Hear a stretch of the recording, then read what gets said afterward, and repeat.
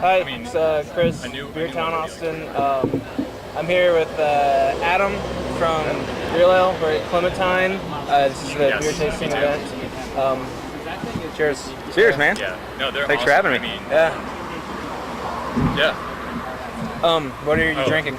You know, I'm it's actually got- drinking it's some got Fireman's little, number 4. Nice upgrades. And, Company like, man.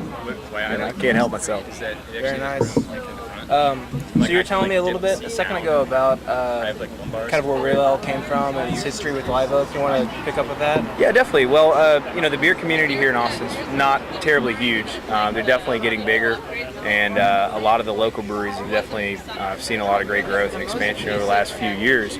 And I was just kind of talking about how if you've been to our brewery out in Blanco currently, it's a beautiful brand new facility. It was built just about 3 years ago. We've got a lot of great equipment out there, but I guess the difference between something like the Live Oak facility, which is made with a lot of converted dairy equipment, they're making outstanding beers over at Live Oak. I'm nothing but a fan of them, and always have been. Of course, like I said, company man, got a certain amount of love for my own beers as well. But that said, the Real Ale Brewery started 13 years ago, just off of the town square in Blanco, and it was basically fully stocked with old converted dairy equipment, very similar to the type of setup that the folks at Live Oak have. So if you've been there, you've actually gotten a good feel for how things were for the first 11 years of business for Real Ale. So we're exceptionally fortunate. Our owner's a very intelligent man who's made some really good business decisions, and it's put us in a good position to make great beer. And I mean, without everybody else drinking it, we simply would not be around. Yeah, exactly. I couldn't pay my bills. That's so true. Like a family, 2 parents. So Adam, what do you do at Real Ale? Like, what's your job? I'm an assistant brewer. Because I am the newest employee, I do whatever's asked of me at any particular time. That 99% of the time, that means I'm cleaning kegs, filling kegs, helping out on the bottling line, and mucking out the grain, spent grain from the lauter ton. But yeah, jack of all trades when it really comes down to it. Whenever they ask me, they say jump, and I get to say how high. You know what I mean? So I'm the newest employee. I've only been there 6 months at this point. You get to drink a lot of beer with the job? On the job, not so much. Because we're a large production brewery, there's a lot of cleaning chemicals which aren't necessarily safe to be drinking around. There's the bottling hall, a lot of glass. There's forklifts, a lot of heavy machinery and stuff like that. Realistically, anybody who drinks on the job is just asking for trouble. That said, I get to have almost unlimited low fill or screwed up label beer that I get to take home, which is a little known fact in the brewing industry. It's probably the number one benefit in any brewery. There's always going to be some low fill bottles or bottles with messed up labels. I get to take it home and drink it. Well, I mean, you don't have to put up with them flaking. So, I guess what can you tell us about kind of what's coming up with Real Ale? Anything going on? Yeah, absolutely. We've taken a real kind of aggressive stance, in terms of the market. We're really working hard to diversify our portfolio of beers. We've got our 4 year-round beers: the Full Moon Rye, the Rio Blanco Pale, Fireman's number 4, which is definitely our number 1 seller, and the Brewhouse Brown. But we've started making some new beers as of 2009, which we're actually contracting the Alamo Draft House ESB. Oh yeah, I've had that. It's good. Yeah, that's actually one of our new beers that we're doing right now for the Alamo Draft House. We also, and always have, done it for a small company out of San Antonio called Alamo, the Golden Ale, which until recently was the exact same beer as Fireman's number 4, just for the San Antonio market.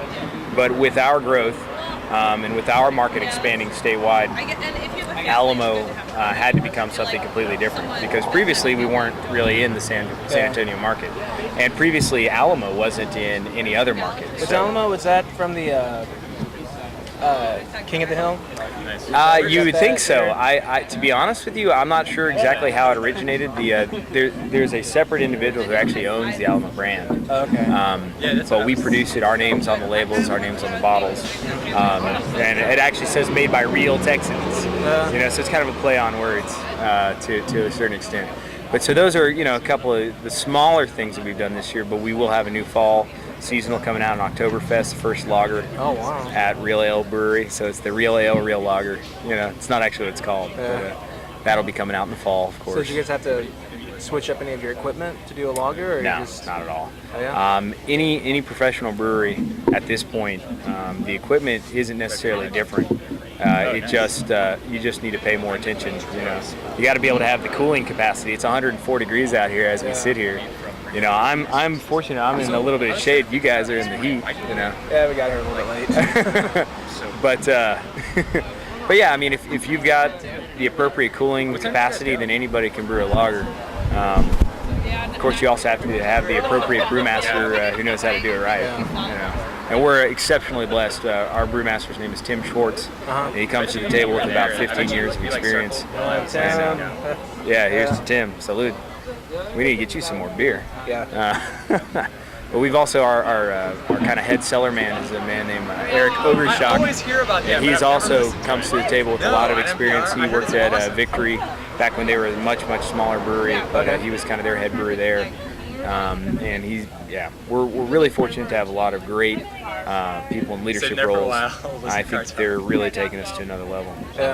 And I can't say it enough. Certainly I'm a company man, but I wouldn't work for this company if the beer wasn't great and if I really didn't believe in what we're doing. So I'm fortunate.